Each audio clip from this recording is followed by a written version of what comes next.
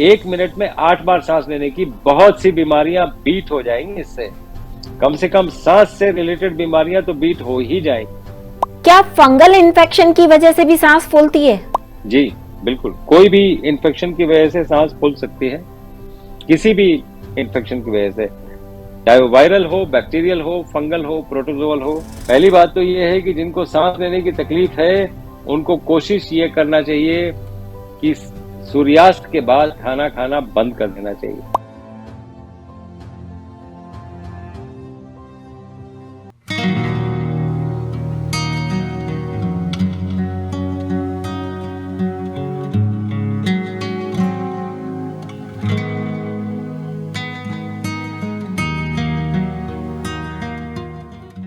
नमस्कार, D5 channel Hindi देख रहे दर्शकों का मैं वंदना स्वागत करती हूं। आज एक बार फिर हम जुड़े हैं डॉक्टर अवधेश पांडे जी से। डॉक्टर अवधेश, आपका बहुत बहुत स्वागत है हमारे इस प्रोग्राम में।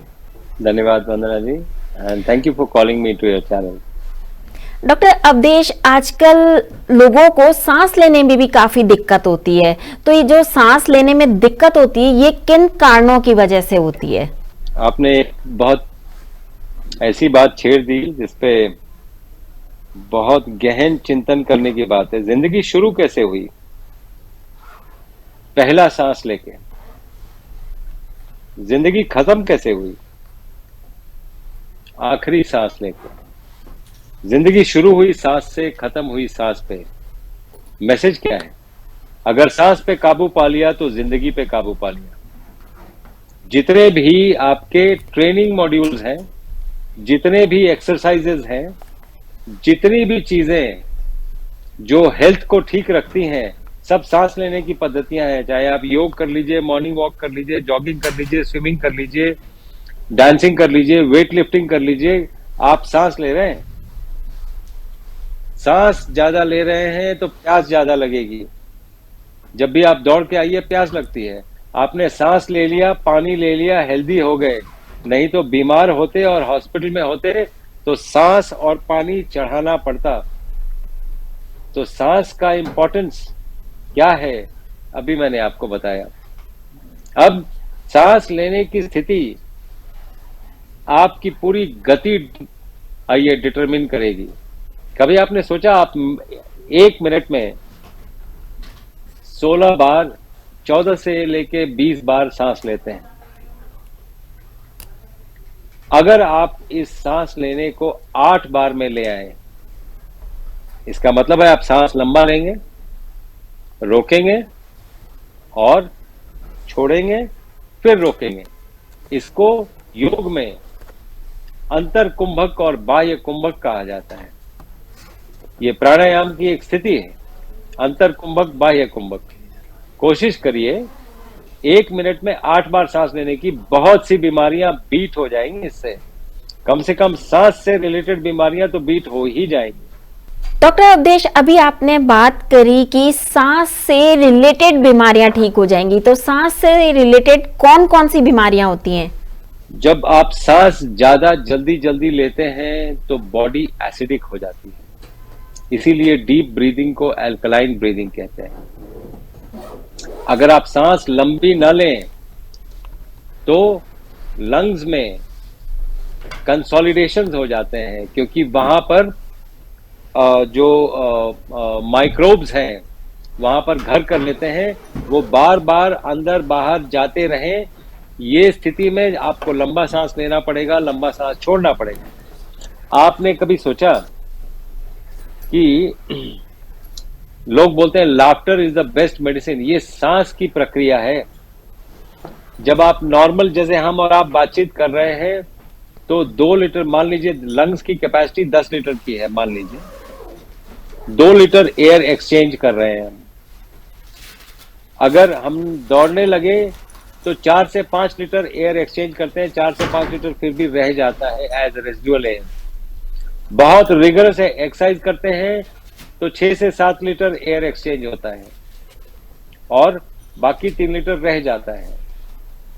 जब आप ऐसा कुछ करते हैं जिससे पूरा का पूरा एयर निकल के एक्सचेंज हो जाता है, जब भी रेसिडुअल एयर बॉडी को छोड़ेगा, आंख से पानी गिरेगी। तो चाहे आप उसको हंस के निकाल लें, बहुत हंसते हंसते भी आपकी आंख से पानी गिरता है। जी। तो अगर आप ये सिर्फ बातचीत कर रहे हैं और 2 लीटर एक्सचेंज कर रहे हैं, तो 8 लीटर लंग्स में रह जा रहा है। उसमें रेजिडुअल माइक्रोब्स हैं जो कई डिजीजेज, इन्फेक्शन से लेके कैंसर तक कॉज कर सकते हैं, उनमें क्षमता है। इसलिए डीप ब्रीदिंग एक्सरसाइजेज से बहुत से डिजीजेज एवर्ट हो जाते हैं। बहरहाल निमोनिया जो पिछले 2 साल से बहुत बातों में आया है, बिकॉज ये जो पैंडेमिक भी आया था, ये निमोनाइटिस ही कॉज करता है, निमोनाइटिक पैचेस कॉज करता है। तो ये लंबे सांस लेने से कम ये स्थिति जरूर आएगी कि आपको निमोनिया नहीं होगा, और छोटे छोटे सांस लेने से ये चीजें होने की बहुत संभावना है, क्योंकि बॉडी का स्ट्रक्चर एसिडिक हो जाता है। इसीलिए डीप ब्रीदिंग इंपॉर्टेंट है। तो एक तो निमोनिया जो आपने पूछा, दूसरा क्रोनिक लंग डिजीज, सीओपीडी कहते हैं उसको, क्रोनिक ऑब्स्ट्रक्टिव एयरवे डिजीज, क्योंकि आप सांस छोड़ने में बहुत टाइम ये लगाते हैं। इसीलिए जो हमारी पुरानी पद्धतियां हैं, जैसे शंख बजाना, हम जो FEV1 जो हम मॉडर्न मेडिसिन में लंग कैपेसिटी देखते हैं, forced expiratory volume at the first second, at the second second, at the third second, ऐसे करके करते हैं। वो एक लंग फंक्शन टेस्ट होता है। वो लंग फंक्शन टेस्ट करते हैं, FEV1 FEV2 हम चेक करते हैं। तो आप अगर शंख बजाते तो कभी भी ये लंग फंक्शन टेस्ट इधर उधर नहीं होते। तो ये जितनी भी पद्धतियां हैं जो आपको भारत में सिखाई जाती हैं जीने के लिए, ये एक्चुअली आपके हेल्थ के लिए बनाई गई हैं। हम बेवकूफों की तरह इन बातों पे लड़ते हैं कि मेरी पूजा पद्धति ये है, आपकी पूजा पद्धति वो है, आपकी पूजा पद्धति ये है। ये हमारी छोटी सोच का नतीजा है। बड़ी सोच ये है कि जितनी भी पद्धतियां बनाई गई हैं आपके हेल्थ के लिए बनाई गई। सांस फूलने की जो बीमारी होती है उसके क्या लक्षण होते हैं, कैसे पता चलता है कि किसी की सांस फूल रही है? आप देखें, या तो वो 20 बार से ज्यादा सांस ले रहा है पर मिनट, उसको सांस फूलना कहते हैं। दैट मीन्स वो एयर एक्सचेंज नहीं कर पा रहा है, बहुत सुपरफिशियली ब्रीथ कर रहा है। ऐसे में आपको सबसे सबसे सबसे पहला चीज, ऑक्सीजन कॉन्सेंट्रेशन बॉडी में फॉल करता है। उसका एक उपाय बहुत सरल ये है कि आप पेट के बल लेट जाइए। पेट के बल लेटने से क्या होगा, और नाक से सांस लेना शुरू करिए, मुंह से बंद करिए। जब आप नाक से सांस लेंगे तो नाइट्रिक ऑक्साइड बनता है जो वेसल्स को भी डायलेट कर देता है और ब्रोंकियोल्स को भी डायलेट कर देता है, नाइट्रिक ऑक्साइड। तो ज्यादा सांस आप ले सकते हैं अगर आप नाक से ब्रीथ करते हैं। अगर आप माउथ ब्रीदर हैं तो बहुत सुपरफिशियल सांस ले पाएंगे, आप डीप ब्रीदिंग नहीं कर पाएंगे। एक तो वो। दूसरा ये है जो आपका प्रश्न था, तो ये जब आप 20 बार से ज्यादा सांस लेते हैं ऑन एन एवरेज, तो उसको सांस फूलना कहते हैं। वो आप नाक से ब्रीदिंग करके वो कर सकते हैं, अदरक खा के कर सकते हैं। अगर आपने अदरक खा लिया तो आप देखेंगे एयरवेज खुल जाते हैं और उससे भी नाइट्रिक ऑक्साइड निकलता है। आप बड़े अच्छे से सांस ले सकते हैं। अगर आप मिर्ची भी खा लें तो आप देखें, मिर्ची खाने के बाद आदमी करने लगता है, क्योंकि लंबा सांस जाता है उसमें। तो ये सभी चीजें जो रिसेप्टर्स हैं, इनके पेपराजीन रिसेप्टर्स हैं, जिसपे 2022 के नोबेल प्राइज बेस्ड है। पेपराजीन रिसेप्टर्स स्टिमुलेट होते हैं जब आप मिर्ची खाते हैं तो, और वो आपके ब्रोंको डायलेटर का भी काम करते हैं और वेसल्स को भी डायलेट करते हैं। क्या फंगल इन्फेक्शन की वजह से भी सांस फूलती है? जी बिल्कुल, कोई भी इन्फेक्शन की वजह से सांस फूल सकती है। किसी भी इन्फेक्शन की वजह से, चाहे वो वायरल हो, बैक्टीरियल हो, फंगल हो, प्रोटोजोअल हो, किसी भी इन्फेक्शन से सांस फूल। कई बार कई लोगों को देखा है कि उनको बिना वजह ही सांस फूलने लगती है। उसके पीछे क्या लॉजिक होता है, क्या वजह हो सकती है? उसके पीछे लंग्स तो एक प्रॉब्लम है ही है, हार्ट का भी इशू हो सकता है सांस फूलने में। अगर हार्ट की कोई बीमारी है तो भी सांस फूल सकती है। अगर हार्ट कम पंप कर रहा है उसका इजेक्शन फ्रैक्शन कहते हैं, उसको पंपिंग कैपेसिटी को इजेक्शन फ्रैक्शन कहते हैं। नॉर्मली 60% होना चाहिए। अगर किसी का 20% है तो मतलब उसकी पंपिंग कैपेसिटी हार्ट की ऑलमोस्ट जाने वाली है, बिल्कुल ही 20% बहुत कम माना जाता है। तो उसमें क्या होगा कि आपका एयर एक्सचेंज कम होगा, इसीलिए सांस खुलेगी। क्या ठीक से सांस लेने का भी कोई तरीका है, या एक नॉर्मल इंसान है तो उसे किस तरीके से सांस लेनी चाहिए, और एक अस्थमा का पेशेंट है तो उसे कैसे सांस लेनी चाहिए? क्या कोई तरीका है ऐसा? पहली बात तो ब्रोंकियल अस्थमा लंग्स का डिजीज नहीं है, ऑटो इम्यून डिजीज है ये। और ये लंग्स को जो मसल्स मूव करते हैं उसका डिजीज है, वहां पर एंटीजन एंटीबॉडी कॉम्प्लेक्स दाखिल हो जाता है। तो नॉर्मली ब्रोंकोस्पैज्म में चला जाता है, इसीलिए ब्रोंको डायलेटर्स देते हैं, ब्रोंकस को डायलेट करते हैं। अदरक बहुत अच्छा ब्रोंको डायलेटर है। डायफ्राम फास्टिंग एक बहुत अच्छा टूल है लंग्स को एक्सपैंड करने का और सांस ज्यादा लेने का। आप कभी हीमोडायनेमिक्स ऑफ द बॉडी सोचिए। लंग्स है, लंग्स के नीचे डायफ्राम है, उसके नीचे पेट है और इंटेस्टाइन्स है। अगर पेट खाली है तो डायफ्राम नीचे रहेगा, तो लंग्स को जगह मिलेगा कैपेसिटी बढ़ने का, इसीलिए सांस ज्यादा ठीक से आती है। और अगर पेट भर गया तो वो डायफ्राम को ऊपर करता है, लंग्स डिक्रीज कर जाते हैं साइज में और उसमें कम हवा आती है। इसीलिए आपने देखा होगा ज्यादा खाने के बाद सांस फूलता है। इसीलिए कहा गया है कि भूख से आधा या 3/4 खाना चाहिए, पूरा भर पेट खाना ठीक नहीं है। और भर पेट खा के सो जाना तो और भी ठीक नहीं, क्योंकि जब आप सो जाते हैं तो लंग की कैपेसिटी पहले ही कम हो जाती है। अगर आपका पेट भरा हुआ है तो वो जो कम तो हुई और भी कम हो जाती है। तो आप जब सोते हैं तो आप अपने आप को रिपेयर करते हैं, उसमें हवा चाहिए, ऑक्सीजन चाहिए। अगर आप सांस लेंगे ही नहीं प्रॉपरली, ऑक्सीजन मिलेगा नहीं, इसीलिए थके थके उठेंगे, इसीलिए फ्रेश नहीं रहेंगे। इसीलिए कहा गया है कि आप कम खाइए और जल्दी खा लीजिए, ताकि पेट जब आप सोने लगे तो खाली रहे, ताकि आप ठीक से सांस ले पाए और सोने का पर्पस सर्व कर पाए। सोने का पर्पस है बॉडी का रिपेयर। जी, जिनको सांस की तकलीफ होती है उनको क्या चीज खानी पीनी चाहिए? पहली बात तो ये है कि जिनको सांस लेने की तकलीफ है उनको कोशिश ये करना चाहिए कि सूर्यास्त के बाद खाना खाना बंद कर देना चाहिए। सूर्यास्त के पहले भी 2 ही बार खाना खाएं, और वो भी भूख लगने पे, और भूख से हाफ या 3/4, पूरा फुल नहीं। तो धीरे धीरे वो देखेंगे उनके सांस लेने की कैपेसिटी बढ़ जाएगी और ये प्रॉब्लम दूर हो जाएगा। जिनको सांस की प्रॉब्लम है उनको क्या चीज बिल्कुल नहीं खानी चाहिए? हाँ, कोई भी वसा युक्त जो भी फैट लेडन फूड है वो बिल्कुल भी नहीं खानी चाहिए, क्योंकि उससे बहुत ज्यादा चांसेस हैं ब्रोंकोस्पैज्म के, और ब्लड को थिक होने के चांसेस हैं, जिससे ऑक्सीजन ठीक से प्रवाह नहीं होगा और कई और प्रॉब्लम्स हो सकते हैं। इसलिए सबसे पहला चीज फैट लेडन फूड नहीं खाना है।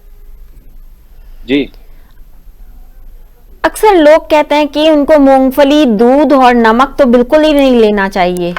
ना तो मूंगफली खानी चाहिए, ना दूध पीना चाहिए, ना नमक ज्यादा मात्रा में लेना चाहिए।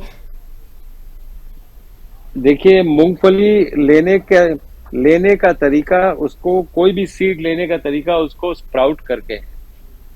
अगर आप स्प्राउटेड मूंगफली लेते हैं उसमें कहीं कोई दिक्कत नहीं है, लेकिन जब मूंगफली आप बोलती हैं तो लोगों को रोस्टेड मूंगफली समझ में आता है। रोस्टेड मूंगफली में तब भी दिक्कत था, अभी भी दिक्कत है। दूध और नमक वैसे भी नहीं ज्यादा लेना चाहिए, दूध तो बिल्कुल नहीं लेना चाहिए, नमक बहुत ही कम, ना के बराबर, और अगर लेना भी है तो रॉक सॉल्ट। जब किसी को सांस की प्रॉब्लम हो तो उन्हें क्या सावधानियां रखनी चाहिए? अगर कोई सांस की प्रॉब्लम, एक तो पहले ये लाइफस्टाइल में अगर रहेंगे तो सांस की एक तो प्रॉब्लम नहीं होगी।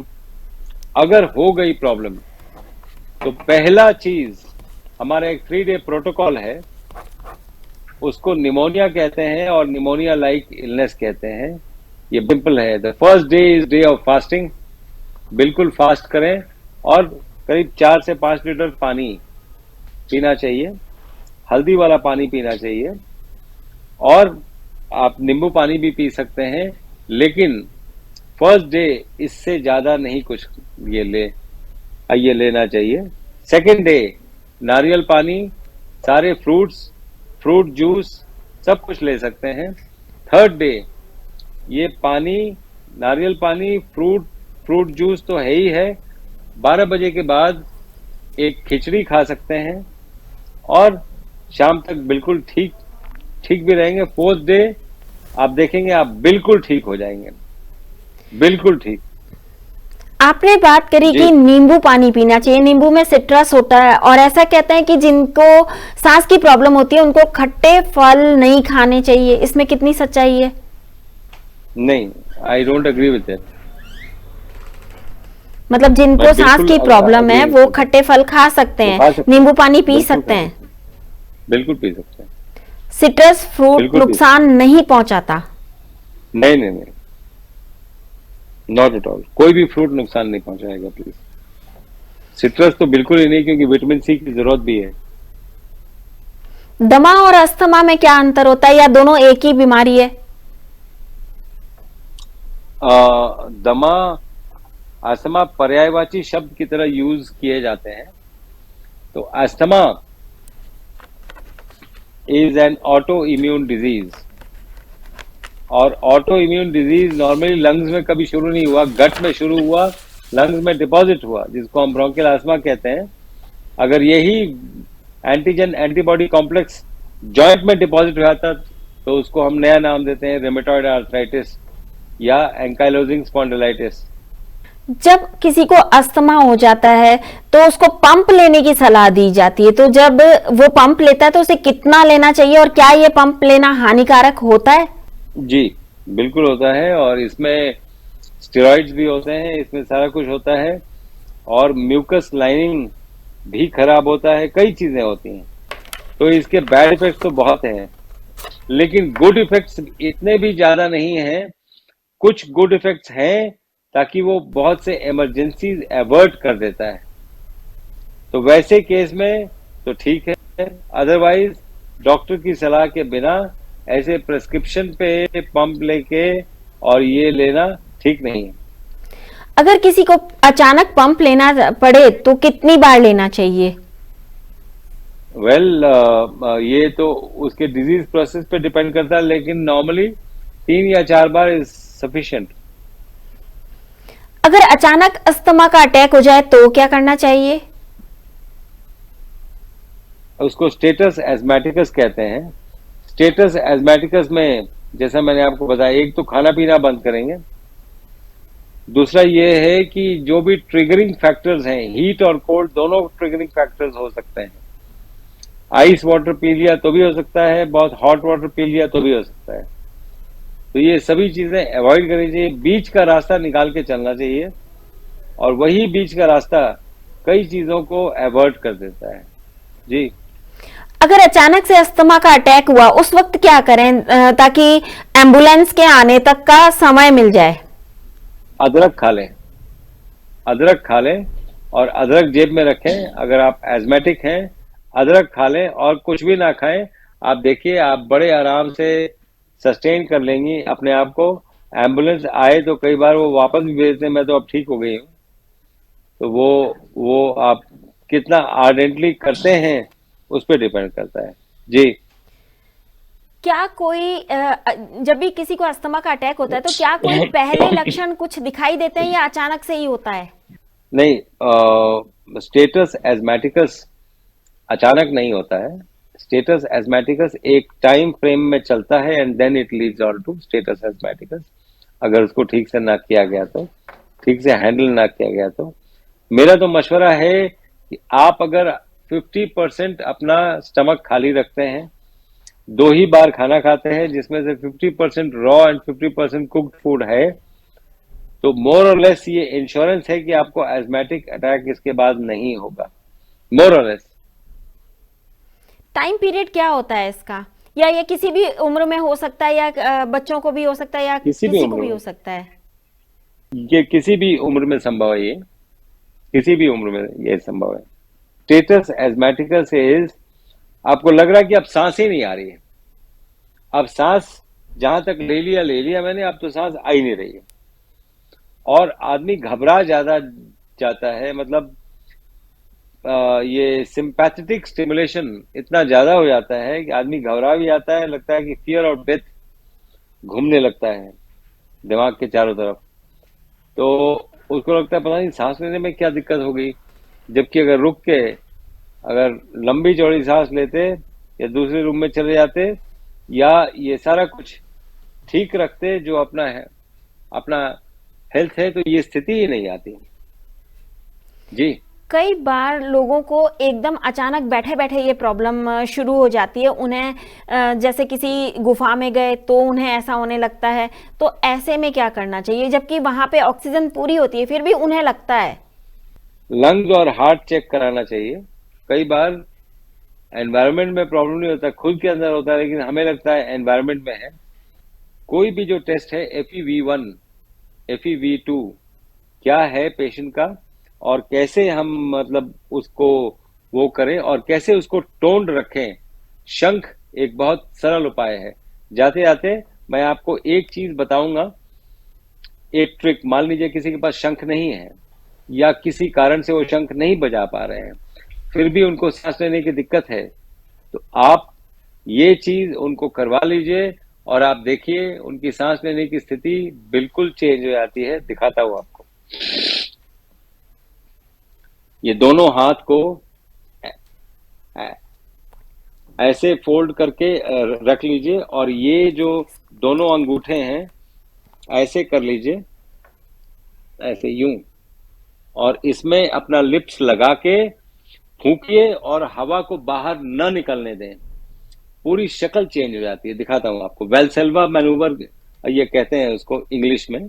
दिखाता हूं आपको।